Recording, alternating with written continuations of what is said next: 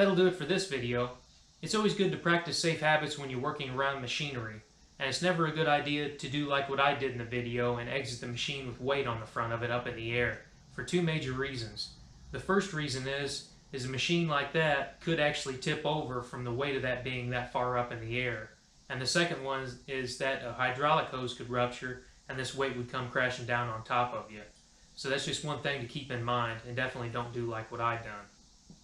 But thank you very much for watching the video. Leave a comment down below. Consider subscribing if this is the kind of content that you're into.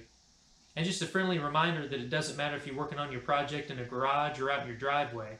What matters is that you do the job yourself and you learn more about your project, whatever your project may be. My name is Zane, and I'll catch you next time.